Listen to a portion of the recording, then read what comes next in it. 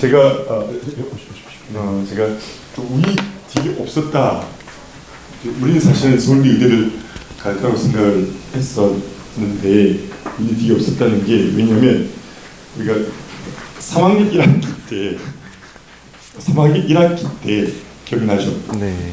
그때 그 사건을 좀 짤막하게 좀 이야기해 줄래? 이 친구들이 지금 동점자 처리가 어떻게 되는지 그게 얼마나 무서운 일인지 얘들 몰라야 되기 때문에 지금 중1도 있고 네. 고1까지도 있거든요. 그래서 동점자 처리가 어떤 일인지 좀 저는 늘 이야기했지만 얘네들은 아시죠? 선생님이 엄마가 이야기하는 것보다는 선생님이 이야기하는 것보다는 선배님 이야기.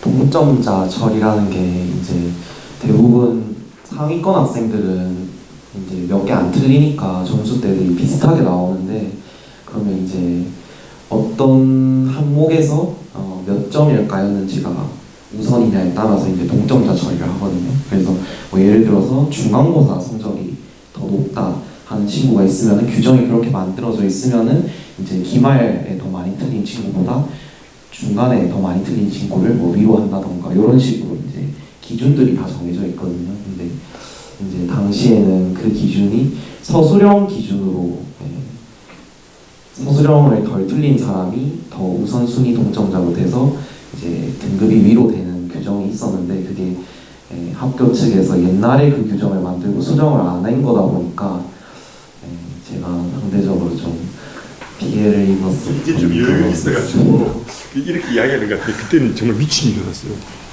그러니까 그전에는 여유 있게 1등급을 받았는데 하필이면 그때가 7등까지가 1등급이었나?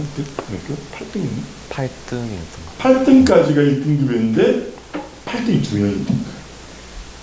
그러면 얘네들은 동점자 처리 규정에 또 동점이면 둘 다 2등급. 처리 규정에 따라서 이제 달라져요. 점수는 똑같아요. 그런데 아까 이게 무슨 뜻이었냐면 원래 윤우 선배가 1등급이었어요. 학교 홈페이지에 보면 동점자 처리 규정이 있거든요. 그래서 따졌죠 당연히. 그게 아니면 서울대 가야 됩니다. 서울대 가야 됩니다. 그런데 학교에서 그 규정을 바꿔놓고 문서상으로는 바꿨는데 홈페이지는 그대로 있습니다. 학교에서는 문서가 우선한다. 최종 우선. 그래서 그 비극을 겪었지. 그래서 여러분 동점을 바꿔도 똑같은 점수로 2등을 받을 수 있습니다. 여러분이 최상위권, 극상위권을 넘긴다 한다면 한 문제 이건 한 문제의 문제가 아니라 한 문제 내에서의 감점 소수점짜리까지도 신경을 쓴다. 이런 겁니다. 이제 선배가 이야기할 건데 하나만 더 이야기하면 제가 사실 우리 학생들에게 여러분들에게 윤 선배 이야기를 몇 번 했었는데 아까 우리 가영이가 기억하고 있더라고요. 선생님이 말씀하신 잘 거 다 잔 사람 맞아요 그러더라고요. 잘 거 다 잔 사람. 제가 그 친구 말이 선생님 생각에도 잘 거 다 잔 사람 같아 이러고 했는데 잘 거 다 잔 거 맞아요? 네. 그것 좀 이야기해 주세요. 저는 제가 생각했을 때는 단기간에 뭔가 잠을 안 자고 이렇게 공부를 하는 것보다는 적정 수면 시간을 가지고 규칙적으로 빼놓는 시간 없이 공부하는 게 더 효율적이라고 생각을 해서 잠은 적으면 6시간, 많으면 8시간 중1부터 고3까지 고3 때도 8시간 잤어요? 그래서 우리가 얼마 전에 누구 사냐면 사실은 우리 유록은 엄마랑도 아빠랑 그렇게 차이 지내거든요. 근데 엄마한테 부탁을 받는다. 선생님 6평이 끝났는데 6평이 끝나죠. 6평. 다른 애들은 새벽 2시, 3시까지 잤는데 우리 유록은 고3인데 11시 반만 되면 자요 그러는 거야. 11시 반에 자요. 왜 그럴까요? 가장 지혜롭기 때문이죠. 선생님이 그랬죠. 여러분들. 1등급을 받는 친구들은 중학교 때부터 최선을 다해서 달리는 아이들. 1급 받는 아이들은요. 고등학교 시험 기간 6주 동안 최선을 다하는 아이들. 근데 1등을 받는 애들은 중학교 때부터 고3 때까지 질과 양 다 좋아요. 양도 많고 생각하는 힘으로 공부를 합니다. 이런 걸 받는 애들은 그 둘 중 하나만 해요. 3등급 받는 애들은요 시험 기간 3, 4주 동안 공부해서 성적이 나올 거라고 믿어요. 고등학교 때는 그게 안 돼요. 자, 지금부터 유로 선배가 여러분들에게 안내를 좀 하겠습니다. 여러분 성실히 잘 들으시고요. 아마 지금까지 여러분이 또 강의도 잘해요. 선생님들에게 들었던 이러저러한 이야기들보다 훨씬 더 의미 있고 가치 있는 이야기를 듣게 될 겁니다. 유로 선배가 이제 앉으세요. 이렇게 할 텐데 다시 한번 뜨겁게 환호하면서 박수로 서유도 막 외쳐도 됩니다. 여러분 서유 선배에게 좋은 시간을 부탁하겠습니다.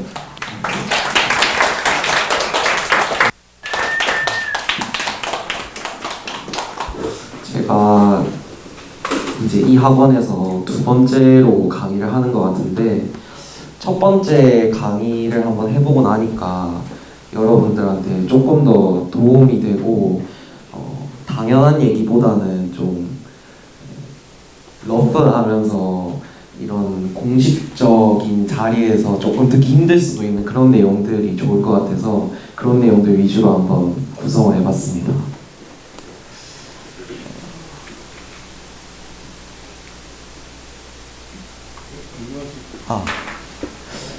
이게 이제 제 소개부터 잠깐 하자면, 저는 학교가 일단 초등학교는 교대부설 초등학교를 나왔습니다. 부산 지역 친구들이면 아마 알 거고요. 그 주변에 있는 학교들 다 중고등학교 나왔어요. 중학교 나오고 동인고등학교 나오고 그리고 이제 인제의대 의예과 지역인재 전형으로 수석 입학을 해서 들어갔고요. 그리고 지금은 본과 2학년으로 의학과 2학년이라고 정식 명칭을 얘기를 합니다. 그래서 의학과 2학년으로 재학을 하고 있습니다. 강연 목차는 이제 비교과랑 교과를 여러분들한테 다 전달을 해드리고 싶어서 중간중간에 내용들을 섞어서 구성을 해봤고요. 그리고 또 의대 관련해서 제가 고등학생 때 좀 궁금했던 점들이 여러 있었는데 그런 것들을 생각을 해서 한번 구성을 해봤습니다. 일단 제일 먼저 의대는 학생을 어떻게 선발할까로 시작을 해보면 사실 이거는 의대 아니더라도 다른 대학교들도 전부 다 마찬가지거든요. 벤 다이어그램이라고 하죠. 이렇게 세 개의 원이 있는데 이 중심에 해당이 되는 사람 선발이 될 수가 있는 겁니다. 그래서 일단은 제일 중요한 거는 내신 성적이겠죠. 이게 제일 중요해요. 그럼 내신 성적은 뭘 보느냐? 흔히 말하는 중간 기말고사 성적. 중간 기말 성적에다가 또 중요한 게 수행 평가랑 태도 점수도 같이 들어갑니다. 요새는 이제 이 수행 태도 이 부분을 조금 강조하는 경우가 많아서 만약에 아까 말했듯이 동점자가 발생을 했는데 중간 기말고사에는 똑같은 문제를 똑같은 개수로 틀렸는데 수행평가에서 1점 덜 받아서 등급이 내려가는 경우도 좀 많이 봤거든요, 고등학생 때. 그래서 항상 이 수행이랑 태도 같은 경우는 완벽하게 관리가 될 수 있도록 해줘야 됩니다. 중간 기말처럼. 그리고 이제 그 다음 면접인데 면접은 조금 먼 이야기일 수는 있죠. 고3 학생이 아니고서는. 근데 면접은 이제 주로 비교과 활동을 보는 겁니다.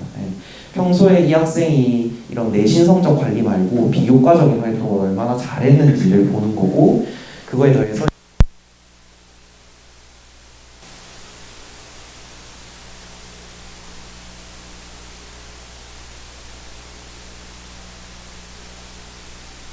더 빡센 과정인데 저희 학교는 예과 2학년 2학기부터 본과 2학년 1학기 정도를 빡센 과정.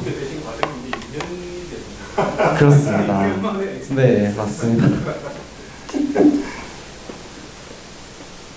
수학으로 한번 넘어가 볼까요? 일단은 내신 쪽을 보면 우리 학교 선생님이 어떻게 수업을 하셨는지를 파악을 하는 게 제일 중요합니다. 그리고 우리 학교 수학시험에 대한 주변의 평가가 어떤지도 되게 중요해요. 이 학교는 수학시험을 되게 쉽게 낸다 혹은 이 학교는 수학시험을 되게 어렵게 낸다 하는 평가들이 있을 거예요. 실제로 저희 학교 같은 경우는 수학시험 평균 점수가 20점이었거든요. 그 정도로 어렵게 냈었습니다. 그래서 객관식을 한 7문제 정도 내고 나머지는 전부 다 주관식 서술형으로 냈었거든요. 그래서 평균이 그런 식으로 나왔었고 유형 같은 경우는 크게 이렇게 세 가지 유형이 있거든요. 첫 번째는 교과서 수업을 하고 나서 문제 프린트물을 주는 경우, 두 번째는 교과서로만 수업을 하는 경우, 세 번째는 교과서 수업하고 기출 문제집으로 수업을 하는 경우가 있습니다. 첫 번째부터 보면은 이게 이제 저희 학교의 경우였거든요. 이 문제 프린트물의 숫자나 조건만 바꿔서 문제를 다시 낼 가능성이 매우 높습니다. 그래서 평소 공부를 하면서 스스로 이 조건을 바꿔보면서 공부를 하는 게 그냥 양치기에서 문제 많이 푸는 것보다 훨씬 내신 대비에는 좋을 수가 있어요. 그리고 이것만 하면 안 되겠죠. 이런 식으로만 문제가 나오지는 않을 거기 때문에 그래도 시중의 문제집을 조금 풀면서 수능 공부를 병행을 하는 것이 중요합니다. 수학은 내신이랑 수능을 동시에 잡아야 되기 때문에.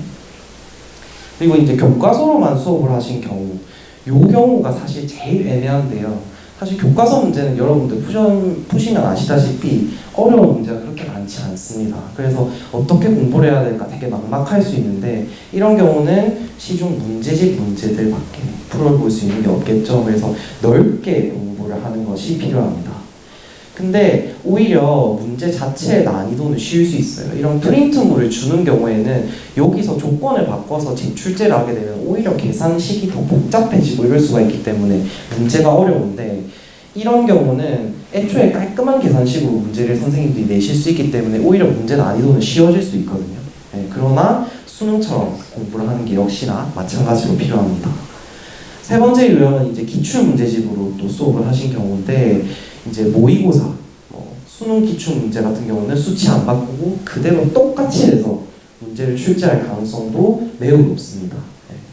그리고 이런 경우라면 이제 시험 범위 실신 3개년 문제는 반드시 풀어보고 잘 익히고 하는 것이 필요하겠죠. 그래서 어쨌든 이런 모든 유형의 공통점은 수학 공부할 때는 수능 공부는 평상시에 계속 해놓다가 내신이 되면은 각 유형에 맞게 선택적으로 공부를 하자라는 마인드가 제일 중요한 것 같습니다. 단기간에 될 수 있는 과목이 아니다 보니까. 두 번째는 이제 제 경험에 대한 내용인데요. 포기는 모든 성적이 다 나오고 난 후에 하는 것이 좋습니다. 이거는 수학만이 아니고 우리가 최종적으로 성적을 매길 때는 중간, 기말, 수행, 태도 싹 다 합쳐서 성적을 내게 되죠, 등수로. 그래서 만약에 혹시 중간고사 시험을 못 쳤다고 포기하는 건 절대 안 됩니다. 제 사례인데요. 저는 이제 고등학교 2학년 때 기하와 벡터라는 과목이 있어서 이걸 중간고사에 쳤는데 친구들 말을 다 들어보니까 제 점수랑 비교를 해보니까 한 30등대 후반 정도 점수가 나오더라고요. 진짜 이때는 절망적이었습니다. 그래서 집에 딱 시험 치고 와서 어머니한테 제가 이 과목이 30등대 후반 점수인 것 같아요 라고 얘기를 했어요. 심지어 그때는 시험 중간 일자라 가지고 뒷시험들도 다 남아있었던 상황이었거든요. 근데 그때 이제 어머니가 그래도 괜찮다, 일단은 끝까지 가보자 라는 얘기를 해주셨고, 그래서 조금 더 노력을 했어요. 기말고사 시험이 평균 20점대로 저희 학교 나왔는데 이때 80점대 점수를 받아서 확 올렸습니다. 그래서 1등급 컷이 8명이었는데 3등으로 무난하게 1등급을 받을 수 있었거든요. 그래서 여러분들이 이렇게 중간고사 때 약간 에코되는 등수를 받더라도 절대 포기하지 말고 끝까지 하다 보면은 마지막 결과는 어떻게 나올지 모른다는 거 알아줬으면 좋겠고, 그리고 또 한 가지, 이것도 러프한 내용인데 모두가 진실을 말하지는 않습니다. 전문 용어로 뻥튀기라고 하는데요.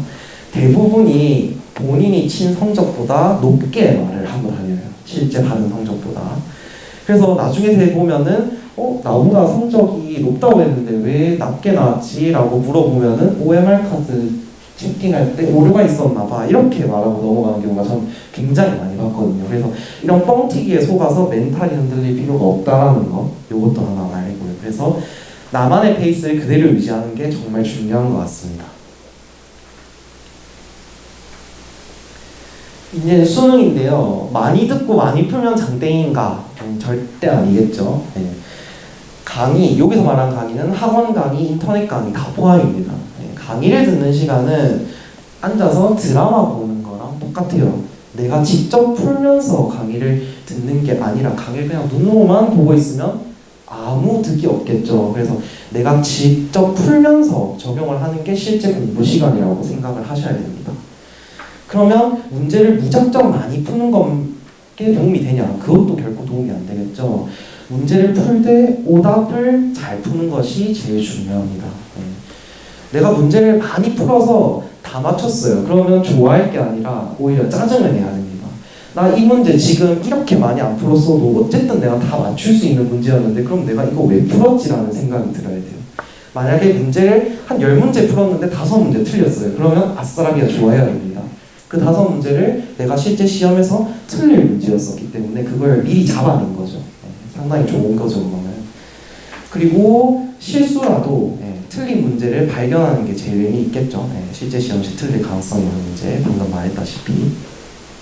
그래서 이 오답이 중요하다 보니까 오답 노트를 만들어서 틀린 문제들을 따로 정리를 해두는 것이 굉장히 효율적입니다. 그리고 가끔씩 보다 보면은 이제 스스로 문제급을 나누는 친구들이 보면 있어요.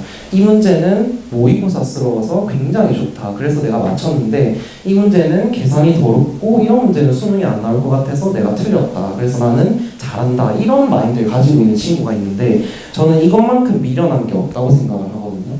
문제라고 하면은 이 문제를 나눠주시는 거는 이제 이 퀄리티를 나눠서 제공을 하는 거는 선생님들을 모시고 학생의 입장에서는 주어진 문제를 성실하게 푸는 자세가 제일 좋다고 생각을 하거든요. 그래서 이런 자세는 좀 버리는 게 좋겠다는 거고. 그리고 이제 또 한 가지가 답지라는 양날의 검이에요. 사실 저도 답지를 베껴갔었던 경험이 있거든요. 아마 여기 있는 학생들도 답지를 베껴본 경험이 꽤 있을 거예요. 답지를 보면 정답을 베끼고 싶다는 욕망이 생기는 건 어찌 보면 당연합니다. 바로 내 눈앞에 웬 떡이 있는데 이걸 그냥 놓치고 싶은 사람은 생각보다 많지 않겠죠. 그래서 이런 경우에 답지를 부모님이나 선생님이 뺏어가는 경우가 있어요. 근데 요거는 무의미합니다. 예를 들어서 센 답지를 뺏어갔다라고 생각을 하면 센 고2 1학기 답지라고 구글 검색만 해도 파일이 수도 빽빽하게 나옵니다. 학생들은 답지를 베껴야겠다라는 마인드를 가지면 어떻게 해서든 답지를 베낄 수 있거든요. 그래서 생각보다 학생들은 창의적이고 똑똑하다라는 거고. 그래서 이 답지를 뺏는 것보다는 학생이 답지를 스스로 안 보일 수 있게끔 하는 마인드를 가지는 게 본인들한테 제일 중요한 것 같아요. 그래서 이 답지가 제일 좋은 점이 뭐냐면 내가 푼 풀이가 남아있을 건데 그거를 답지의 풀이랑 비교를 해서 두 풀이 중에서 어느 게 더 효율적이지 하면서 찾아나가는 게 굉장히 좋은 자세입니다. 한 문제를 통해서 굉장히 많은 걸 배울 수 있는 자세고요. 그래서 어떤 마인드를 가져야 되냐, 답지를 베끼느니 차라리 놀고 자는 게 나한테 훨씬 더 득이 되는 행동이다라는 마인드를 학생들이 반드시 가졌으면 좋겠어요. 이 마인드가 제일 중요한 것 같습니다. 간혹 여러 풀이법을 소개하는 답지들이 있어요. 제 기억상으로는 1품 정도가 그랬던 것 같은데 이런 풀이법이 여러 개를 소개하는 답지를 가진 문제집이 있다. 이러면은 그거는 굉장히 퀄리티가 높은 문제집입니다. 왜냐하면 그 문제를 내서 풀이집을 만든 사람이 이런 여러 가지 풀이법을 염두에 두고 문제를 만들고 풀이까지 작성을 한 게 되겠죠. 이런 경우는 문제에 대해서 굉장히 고민을 많이 하신 분들이 만든 거기 때문에 퀄리티 좋은 문제집이라고 할 수 있어요.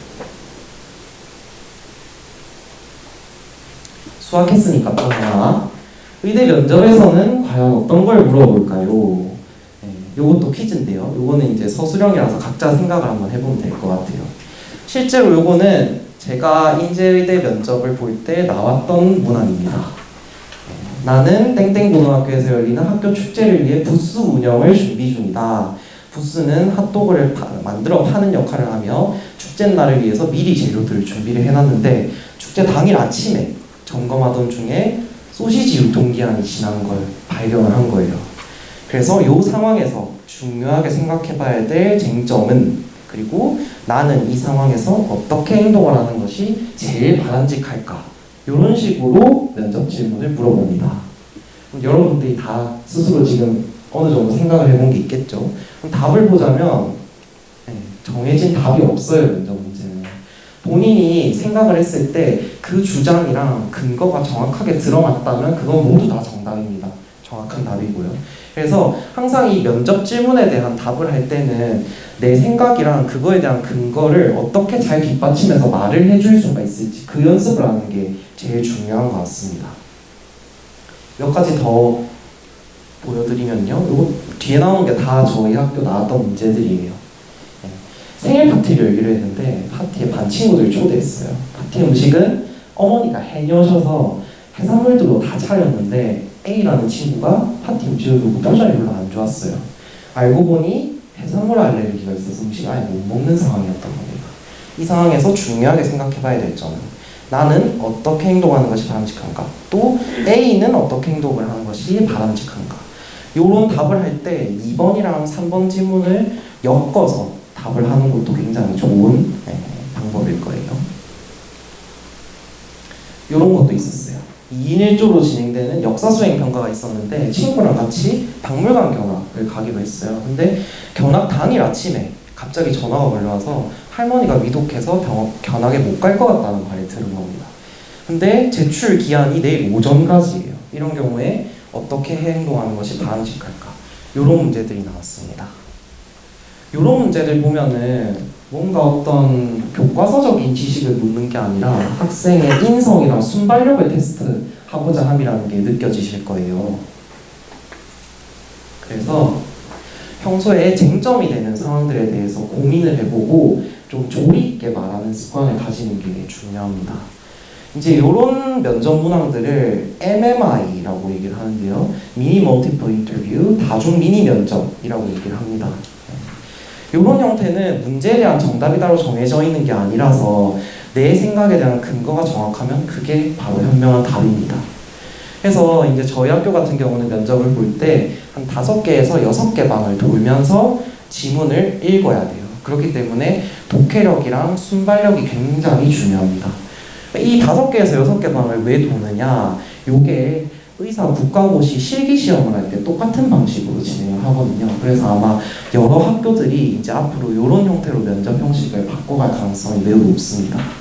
그래서 보통 이렇게 나오면 이제 3개 정도는 앞서 봤던 상황 문제가 나오고요. 3개는 비교과 관련된 문제들이 나옵니다.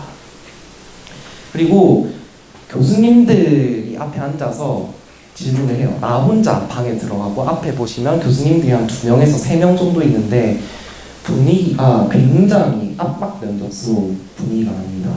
그래서 꼬리에 꼬리를 묻는 질문을 굉장히 많이 하세요. 이렇게 말하면 왜 그렇게 생각했어? 왜 그렇게 생각했어?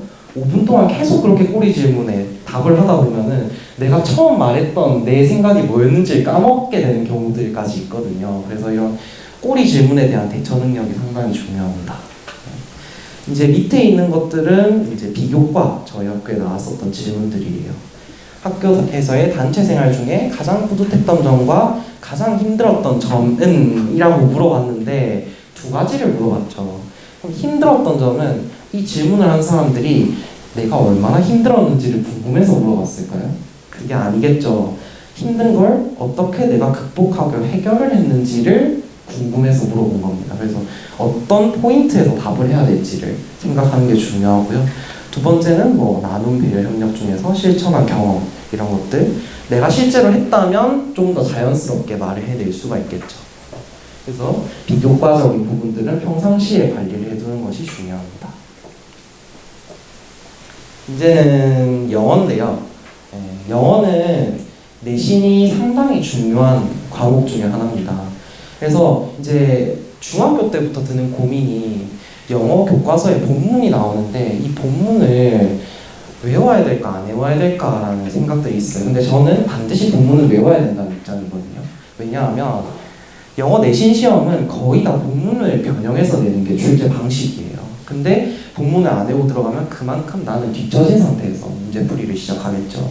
그리고 제일 조심해야 될 게 여러분들은 공부를 꽤 잘할 텐데 주요 과목 중에서 1등급 학생이 가장 위태로울 수 있는 유력한 과목입니다. 왜냐하면 아래쪽에 2에서 4등급 학생들이 내신 대비 학원에서 본문을 정말 딸딸딸 외워와서 시험 문제를 치게 되면은 1등급 학생이 본문을 안 외우고 들어가면 등수가 뚝뚝 떨어질 수가 있겠죠.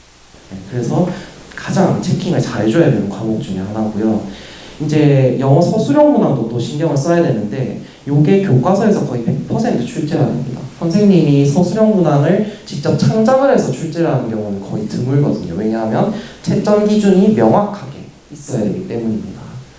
그래서 예를 들어서 이런 식으로 나와요. 이제 다음 글을 읽고 핵심 내용을 요약해서 세 문장으로 작성하시오. 근데 이제 이 세 문장이 교과서의 꼬리 질문에 보면 그대로 나와 있을 거예요. 그래서 단서 조항에 10점 문제인데 부분 점수를 아예 안 주겠다. 얻어 하나만 틀려도 나는 10점을 완전히 깎겠다라는 선생님들이 굉장히 많습니다. 그리고 두 번째 예시 같은 경우는 한 문장으로 작성하시오 했는데 부분 점수가 있다고 했죠. 그러면 부분 점수를 받기가 쉬우냐? 그렇진 않습니다. 외우지 않는다면. 왜냐하면 부분 점수의 채점 기준이 이렇게 정해져 있어요. 예를 들어서 explore, quizzing, supplement 이 세 가지 단어가 모두 들어가면 10점. 빠지면 빠질수록 점수가 뚝뚝 떨어지죠. 그래서 내가 생각했을 때 이 요약 문장이 정확하게 요약을 했다고 하더라도 이 단어들이 빠져 있으면은 빵점을 받을 수도 있다는 뜻이겠죠. 그래서 본문의 암기가 상당히 중요합니다. 그리고 영어 수업 같은 경우는 학교에서 굉장히 특이한 수업 방식들을 많이 선택을 하게 됩니다. 그래서 뭐 예를 들어서 토론 수업, 책 읽기 수업, 조별학습 이런 것들이 제일 많은 과목 중에 하나거든요. 문제에 출제되는 범위나 소스가 그만큼 다양할 수가 있겠죠. 그래서 시험 범위를 정확하게 인지하는 것이 중요합니다. 네. 예를 들어 볼까요? 2023년도 고등학교 1학년 영어 중간고사 시험 범위를 선생님이 아래랑 같이 공지를 해주셨어요. 굉장히 다양하게 나오죠. 영어가 이렇게 제일 다양하게 나옵니다. 그럼 첫 번째로 고1 3월 모의고사 문항을 내겠다. 그러면 학생들 사이에선 또 의견이 분분해요. 선생님, 듣기 문제는 그럼 범위에 들어가는 건가요? 몇 번부터 몇 번까지 문항이 들어가는 건가요? 이런 것들은 우리끼리 비주얼로 해결을 해야 될 게 아니라 애매한 것들은 선생님한테 반드시 질문을 직접적으로 해야 됩니다. 그리고 교과서는 당연히 들어갈 거고 문법 교재를 따로 선택을 해서 범위에 넣는 경우도 굉장히 많고요. 또 이게 이제 제일 까다로운 부분 중에 하나인데 예를 들어서 영어 이제 영문 소설 책을 하나를 선택을 해서 1에서 3단원까지 나는 여기서 문제를 내겠다 이런 선생님들이 굉장히 많습니다. 그럼 이거는 뭐 문제집도 없고 대비를 하기가 굉장히 애매하거든요. 이런 것들은 수업 시간에 선생님 말을 상당히 잘 들어야 됩니다. 그래서 이렇게 수업 방식이 다양하기 때문에 이런 여러 가지 점수들이 최종 성적에 반영되는 경우가 많아서 주의를 잘 해주셔야 됩니다. 그 다음에 이제 수능편을 보면 영어 단어 암기가 100 중에 95라고 생각해요. 일단은 영어의 본문을 읽는 거랑 국어의 본문을 읽는 거는 언어만 다를 뿐 크게 다른 점은 없거든요. 근데 영어는 단어를 모르면 접근 자체가 아예 불가능하죠. 그래서 영어 단어를 암기하는 게 굉장히 중요합니다. 그래서 단어장을 선택을 할 때는 시중에 단어장이 되게 많을 건데 시중에 파는 여러 종류의 단어장을 직접 보고 나한테 어느 게 제일 잘 맞는지 선택을 하는 게 중요합니다. 또 볼 때 이제 한 단어장을 N회 독해서 여러 번 보는 것도 좋고요. 여러 단어장을 번갈아 가면서 보는 것도 좋습니다. 저 같은 경우는 이제 단어들, 좀 어려운 단어들 처음 외울 때는 어근어미로 이렇게 분류가 되어져 있는 단어장들이 있더라고요. 제 기록으로는 능률 거였던 것 같은데 이 단어장이 암기를 처음 할 때는 상당히 유리합니다. 왜냐하면 어근이랑 어미의 뜻이 있다 보니까 거기서 파생되는 단어들을 쫙 모아놔서 외우기가 상당히 좋더라고요. 그래서 이런 단어장들 한번 찾아보시고 또 문제를 풀던 중에 모르는 단어가 생기면 바로바로 단어장을 찾아보는 습관, 나중에 찾아보자 이러면 다 까먹거든요. 그래서 체크를 해두고 모의고사를 푸는 중이라면 동그라미 정도는 쳐둘 수 있거든요. 그래서 그렇게 하고 단어장 단어 바로 찾아보는 습관을 기르는 것이 중요합니다. 그리고 또 한 가지가 영어가 절대평가가 과연 무시해도 되는 과목인가 하는 절대 아닙니다. 수능에서 영어 점수 90점 이상을 받는 게 생각보다 만만한 일이 아니에요. 이건 이제 제 경험인데요. 저는 고등학교 1학년 때부터 3학년 때까지 내신 모의고사 싹 다 1등급 받았습니다. 고3, 3월, 6월, 9월 그 사이에 치는 다른 여러 가지 모의고사들 싹 다 1등급을 받았는데 수능만 딱 88점으로 2등급이 떴거든요. 그만큼 이 수능이라고 하는 게 불확실하고 또 나의 운도 어느 정도 따라줘야 되는 시험이에요. 그렇기 때문에 수능에 시작부터 모든 거를 걸고 하기에는 상당히 큰 도박이겠죠. 그래서 여러분들 다 일단은 수시를 1순위로 두고 나서 수능을 생각을 하는 것이 좋은 자세인 것 같습니다. 그리고 영어는 이제 빈칸 문제가 제일 어렵다고 하는 고정관념은 또 버려야 돼요. 요즘은 여러 가지 유형들에서 오답률들이 올라오고 있거든요. 아마 저 1년 전 때부터 이렇게 시작이 됐던 것 같은데, 그래서 어렵다는 마음으로 풀면은 들어오려는 내용도 챙겨나가기 때문에 일단은 뭐든지 받아들이는 자세가 제일 중요한 것 같습니다.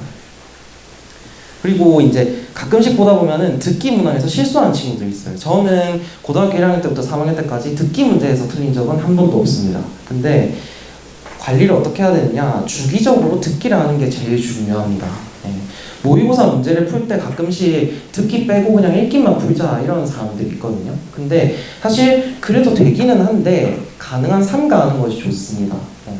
그래서 모든 문제를 시간에 딱 재서 듣기부터 읽기까지 보통 우리 듣기 하다 보면 뒤에 넘겨가지고 읽기 조금 풀고 하죠. 그런 것들 다 포함을 해서 내가 어느 정도 시간이 걸리는지를 재서 푸는 게 제일 좋습니다. 이게 이제 4번째인데요. 의대만 가면 더 이상 고생을 하지 않는가. 이게 사실 이제 저도 약간 이런 마음이 있긴 했어요. 그래서 저희 학교 교육과정에서 제일 어려운 게 순환기 호흡기라는 과정인데, 아마 여러분들 과학 배우면 아시다시피 순환기 같은 경우는 우리 심장이랑 혈관 쪽 배우는 거고, 호흡기는 폐 쪽 호흡을 어떻게 하는지를 배우는 거죠. 그래서 이 과정이 제일 힘들어요. 총 8주 과정이고 시험은 2주마다 한 번씩 주말 시험의 형태로 치르게 되고 범위는 누적입니다.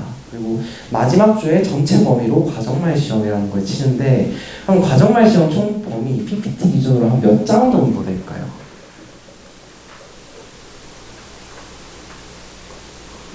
대략 어림잡아서를 한번 생각을 마음속으로 해보시고 답은 강의 수가 순환기는 43강, 호흡기는 49강이에요. 한 강의당 평균 장수가 70장인데 곱해보니까 6,440장 정도가 한 번 시험 칠 때 범위로 나오게 됩니다. 근데 이게 이제 평균 잡아서 70장이지 많은 과목들은 제가 최대 300장이 넘는 반응도 봤거든요. 그래서 상당히 힘든 공부입니다. 시험 전날 모든 내용 수능에 불과하죠. 전날 24시간 동안 잠을 안 잔다고 가정을 했을 때 나누기를 해보니까 6,440장을 보려면 13초마다 한 페이지를 봐야 됩니다. 그러니까 전날 다 보고 들어간다는 게 불가능한 정도인 거죠, 이거는. 그래서 고생을 안 한다라는 마인드는 버리는 게 좋을 것 같아요. 저는 아까 말했다시피 고등학교 졸업까지 밤샘 공부한 적이 한 번도 없습니다. 항상 12시 전에 잤고요. 기상 시간은 똑같이 아침 6시였어요. 그래서 고등학교가 집 근처다 보니까 아침 6시에 일어나서 밥 먹고 하다 보면은 한 6시 30분에서 40분 정도 되면 학교에 딱 도착을 합니다. 그러면 이제 학교에 도착을 해서 국어 모의고사를 딱 한 개 풀고 나면은 이제 딱 풀고 나면 다른 친구들이 하나 둘씩 등교하기 시작해요. 딱 하나 풀기 좋은 시간이죠, 그죠? 그리고 나서 이제 매기고 수업 듣고 이제 오후에 자습 시간 되면은 그때 오답풀이 하고 이런 형태로 저는 국어 모의고사 루틴을 항상 짰었어요. 아침에 국어를 수능 때도 치다 보니까 이런 식으로 여러분들도 하면 아마 도움이 좀 될 것 같습니다.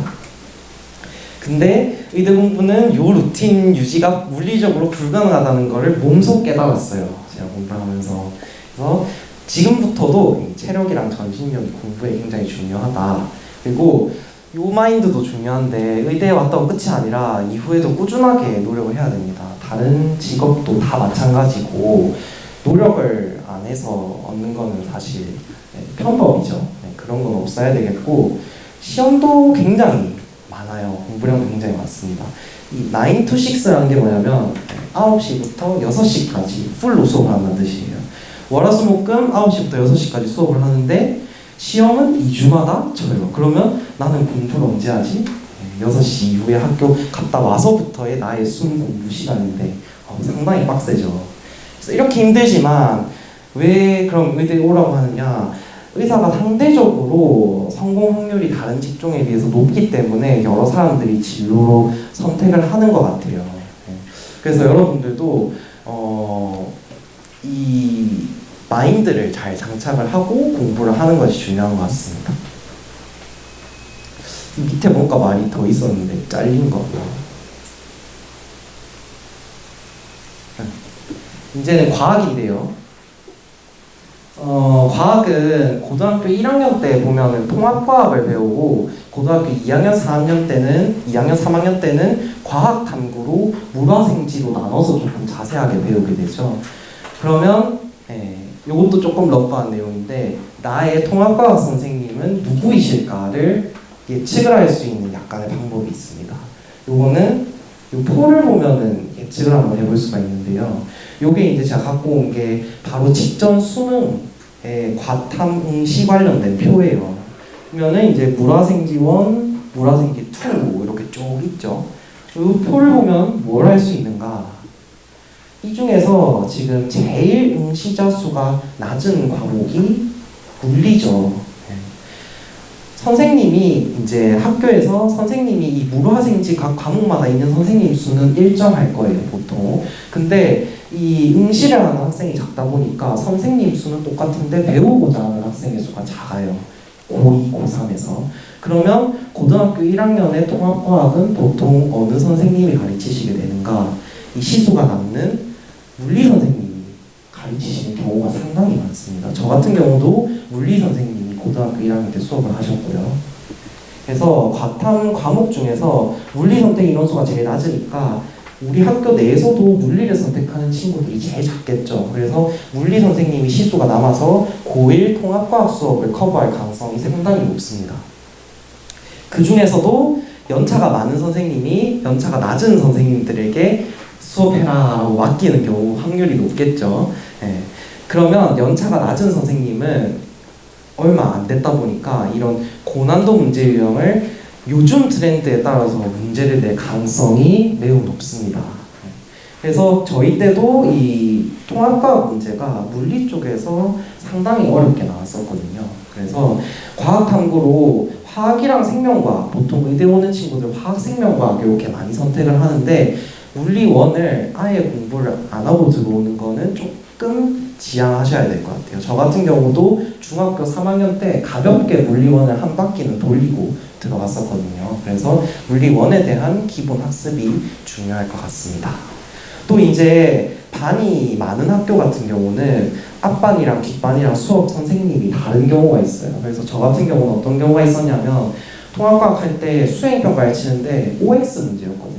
근데 그거를 뒷반 선생님은 문제를 싹 다 가르쳐줬는데 앞반 선생님은 하나도 안 가르쳐줬어요. 그래서 저는 하필이면 앞반이었는데 다 맞고 문제 하나를 틀렸는데 뒷반 친구들은 1등부터 꼴등까지 싹 다 맞았더라고요.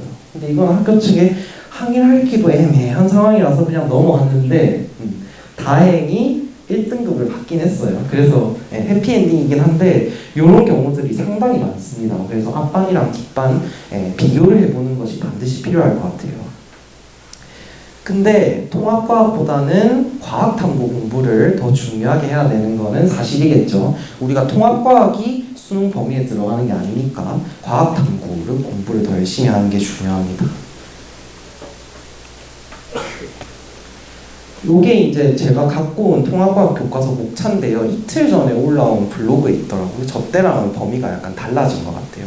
그럼 통합과학을 할 때 과탐 선행을 어느 정도까지 하는 선이 적정한가를 제가 생각을 해봤는데 요렇게가 제일 적정선인 것 같아요. 일단은 물2, 생2, 지학1, 지학2는 안 건드려도 될 것 같습니다. 제 생각에는.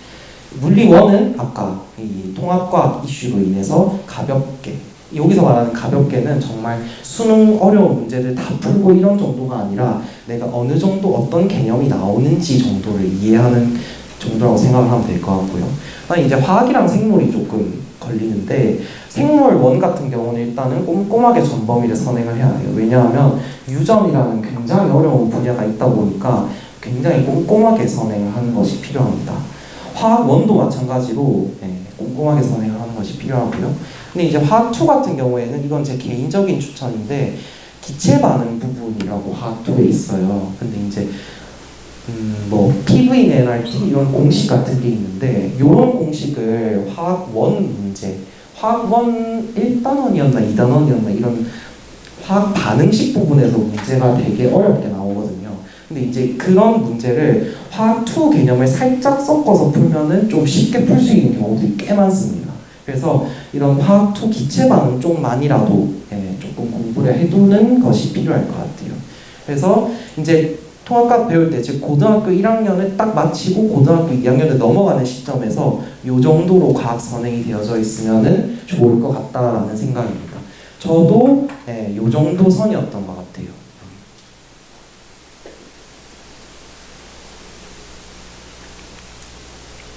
이제 그 다음은 화학인데요. 화학의 고난도 문제는 수학이라고 생각을 하면은 좀 편하실 거예요. 거의 대부분의 어려운 문제가 이런 비율이라던가 미지수를 설정해야 된다던가 많은 양의 계산을 요구하는 수학 문제라고 생각을 하시면 됩니다. 그래서 이제 3점 문제, 보통 이제 화학 반응식 관련된 거나 산염기 관련된 문제들일 건데 요런 어려운 카테고리라도 거부감을 안 갖는 게 제일 좋은 것 같아요. 그래서 제가 지금까지도 계속 말하고 있는데 문제들에 대한 거부감을 최대한 버리는 게 꽤 좋은 자세인 것 같습니다. 그리고 이제 기역, 니은, 디귿 문제 형태로 가타 문제들이 많이 나오게 되죠. 이게 문제풀이의 방향성을 잡아주는 힌트가 됩니다.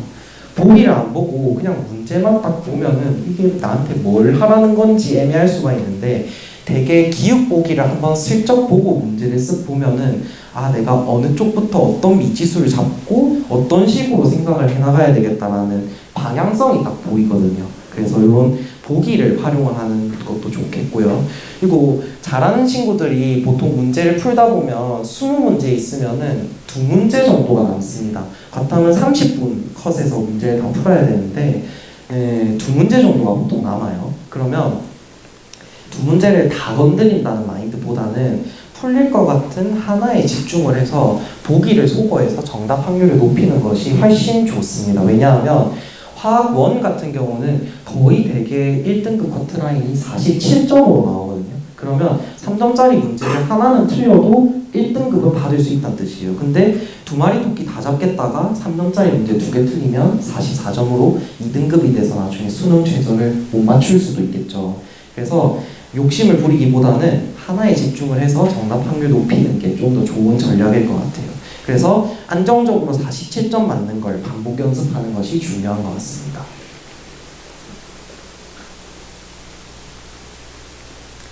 그 다음은 이제 생명인데요. 거의 다 온 것 같아요. 생명 같은 경우는 저 같은 경우는 수능을 칠 때 화학 1이랑 생물 2를 쳤어요. 근데 일단은 이 내용은 생물 1 기준으로 작성을 했습니다. 생물 1 같은 경우는 정말 극강의 쉬운 단원과 극강의 어려운 단원으로 나뉘거든요. 극강의 어려운 단원이 유전이고 그 외가 다 극강의 쉬운 단원이라고 생각을 하면 될 것 같아요.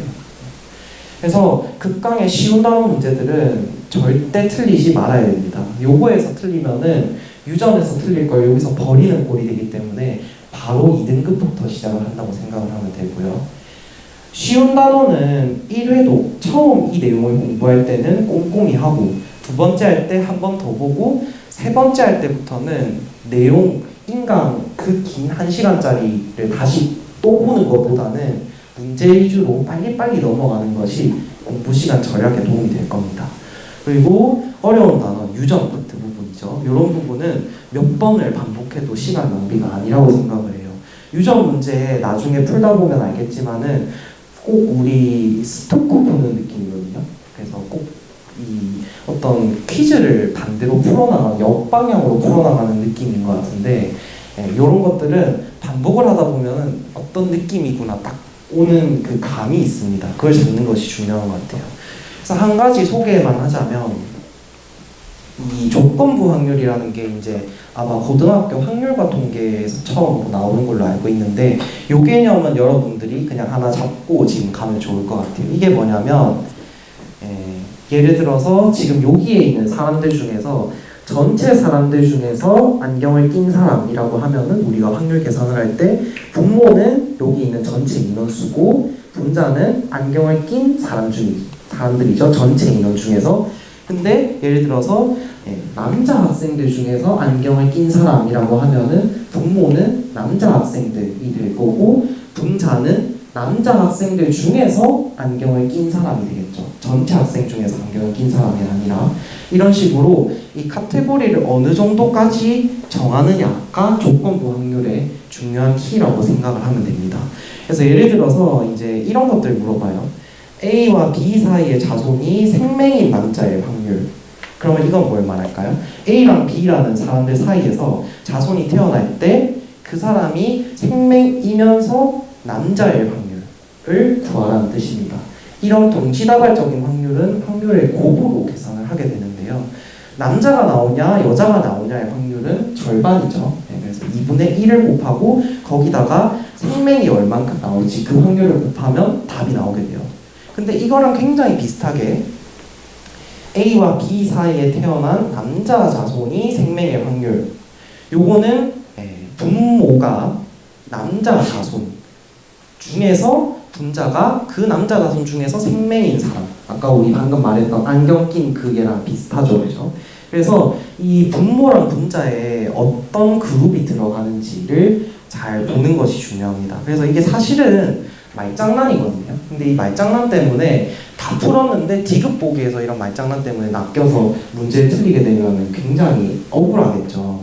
그래서 이런 것들 잘 챙겨두는 것이 필요할 것 같습니다. 이게 이제 마지막인 것 같은데 요게 이제 제 풀 성적을 공개를 하는 거예요. 의대는 어느 정도 성적이 되면 가나요? 저 같은 경우는 요런 내신 성적이었어요. 1학년 1학기 때는 이제 1등급 아니면 2등급을 기준으로 하면 2등급은 없었고 2학기 때 2등급 1개로 1.08 정도가 나왔었고 1학기 때 2학년 1학기 때 없었고 2학년 2학기 때 2등급 과목이 2개였어요. 그리고 3학년 1학기 때 이 하나가 발생해버렸죠. 아까 그 스토리로.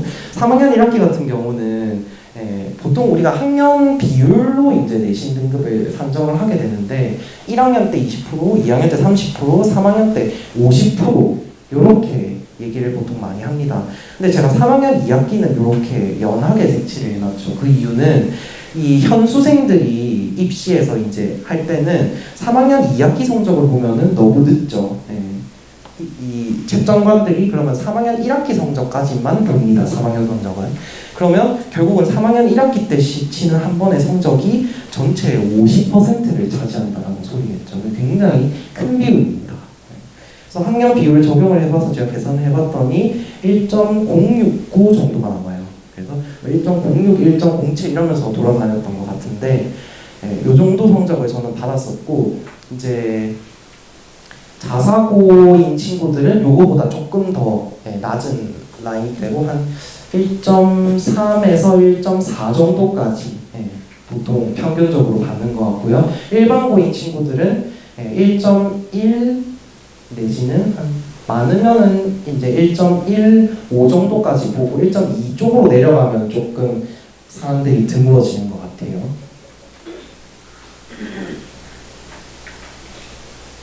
그래서 이제 슬 마무리를 하자면 저희 학교의 교육 목적이 이렇게 3가지거든요. 제가 찾아보고 왔는데 이제 여러분들이 나중에 시간이 흘러서 면접을 대비해야 되는 시기가 오게 되면은 내가 6장의 카드를 수시에 넣겠죠. 그러면 이제 6개의 학교의 홈페이지를 방문을 해서 이 학교의 교육 목적이 뭔지를 찾아보는 것이 면접 대비에 상당히 중요할 것 같습니다. 왜냐하면 이 학교가 추구하는 인재상과 내가 맞는지를 이 면접관들이 보게 되거든요. 그래서 저희 학교 같은 경우는 이 학생이 도덕적인지, 이 학생이 협력적인지, 이 학생이 실천적인지를 보겠다라는 마인드를 가지고 있는 것 같아요. 그래서 저희 학교 교수님들도 이제 가끔씩 들어오셔서 입시 관련된 얘기를 하면은 이런 학교의 교육 목적에 대해서 되게 중요하게 생각을 하시거든요. 그래서 여러분들 면접 답을 하거나 혹은 뭐 자소서를 작성을 하거나 이럴 때 이런 점들을 참고하시는 게 좋을 것 같습니다. 요까지가 준비된 내용이고요. 혹시 질문할 거 있으면 질문하셔도 될 것 같습니다.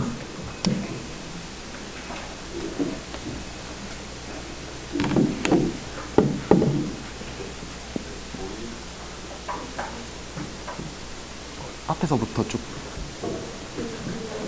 집중이 안 되면 어떻게 해요? 집중이 안 될 때,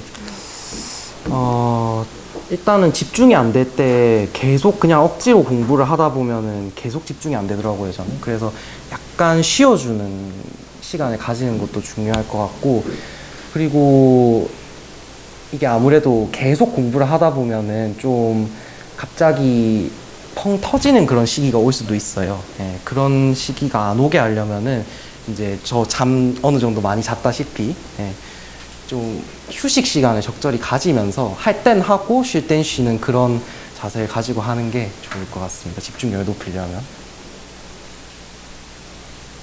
수학 공부할 때 선행 학습이 얼마 정도 중요하는? 수학도 선행이 중요한 과목 중에 하나죠. 그래서 저 같은 경우는 수학 선행을 아마 중학교 2학년 때 수원, 수투가 끝났었던 것 같고, 근데 저 때랑 또 이게 수학 그게 다르거든요, 다 과목이.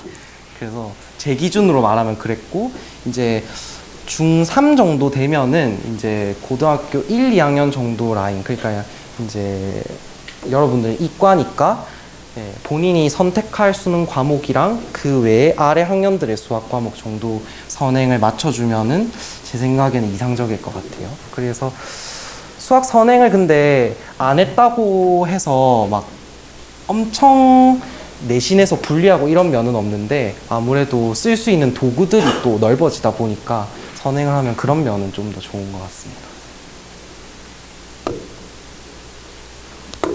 선생님께서 자기 관리가 굉장히 철저했다고 그렇게 소개를 해주셨는데, 이제 하다 보면 해이해질 때가 있잖아요. 혹시 자기 관리를 중시하는 그런 것 같은 일단은 저 같은 경우는 제일 해이해졌을 때가 아마 아까 말했다시피 답지를 좀 보고 싶다 이런 생각이 들 때가 가끔씩 있었는데, 그래서 공부를 내가 왜 하는지를 조금 생각을 해봤던 것 같아요. 내가 지금 공부를 해서 이 공부가 과연 내 인생을 다 결정할까 이런 생각도 많이 해봤었던 것 같고, 약간 사춘기적인 생각들. 근데 항상 모든 똑같은 지점이 어떤 공부를 하든지 간에 노력을 열심히 하는 게 중요한 것 같다. 어떤 공부든 어떤 일이든. 그래서 그냥 내가 지금 할 수 있는 선에서 최선의 노력을 다하자 이런 생각을 해서 조금 극복을 했었던 것 같습니다. 자기 관리가 좀 힘들 때는.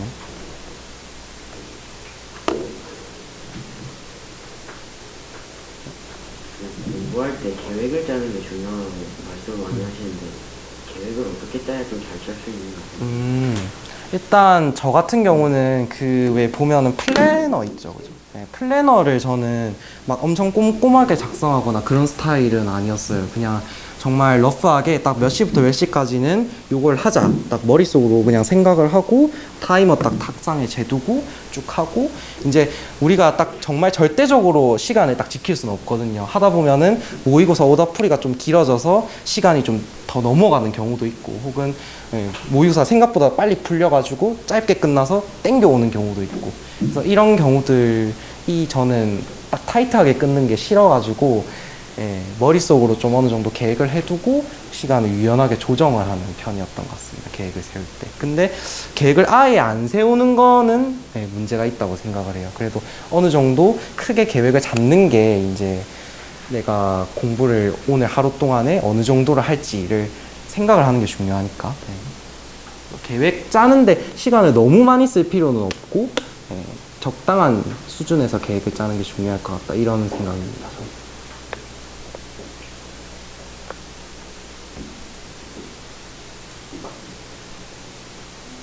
개인적으로 보면 대학에 들어가는 사람을 많이 들어보기 잘 없는데요. 혹시 대학에 딱 들어갔을 때 초반에 내가 이거 했어야 했는데 하는 그런 게 초반에 일단은 저희 학교 같은 경우는 이제 인제대학교 같은 경우는 캠퍼스가 김해랑 계곡으로 나뉘어져 있는데, 처음에는 그래서 김해에서 다녔어요. 근데 또 잘 다니질 못한 게 하필이면 제가 20학번이다 보니까 딱 입학할 때부터 코로나가 터져가지고 예과 생활을 다 비대면으로 하게 됐거든요.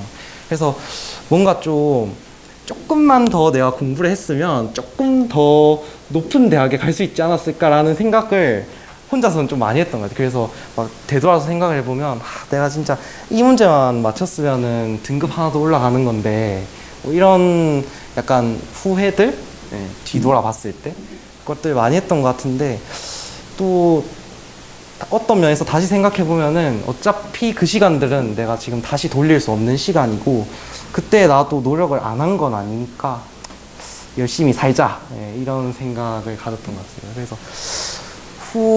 여러분도 아마 고등학교 2학년, 3학년 쭉 되다 보면은 내가 고1 때 이런 문제 틀려가지고 이렇게 등급 떨어졌는데 이런 생각들이 아마 들 때도 있을 거예요. 근데 그런 거에 너무 스트레스는 안 받았으면 좋겠고 이미 지나간 건 지나간 거니까 앞으로 더 많은 고2, 고3 그 30%, 50%에 좀 더 집중해서 공부하는 게 중요할 것 같습니다.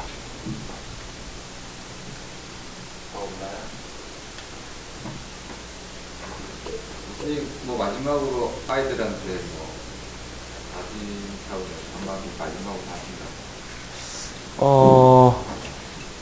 일단은 저는 의대에 딱 오면은 정말 의현막 딱 자리에 앉아가지고 계속 책만 보고 공부만 하고 이런 생활일 줄 알았는데 사실 어느 정도 기간이 그런 생활이 있긴 해요. 아까 말했던 것처럼. 근데 뭐 동아리 활동 같이 친구들이랑 어울려서 되게 생산적인 일을 하는 것들도 되게 많고 그리고 생각보다 이 대학 생활이 재밌거든요. 해보면은. 그래서 아마 여러분들도 잘 하고 있으니까 노력하면은 충분히 와서 의대 생활 즐길 수 있지 않을까 싶습니다. 감사합니다.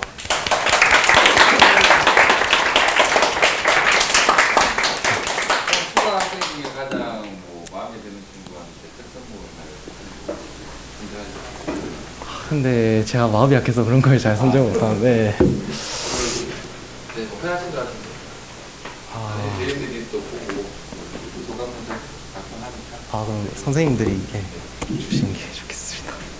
여기 오늘 여러분들이 귀한 말씀 해주신 서인호 선생님에게 다시 한번 들어가 부탁드립니다.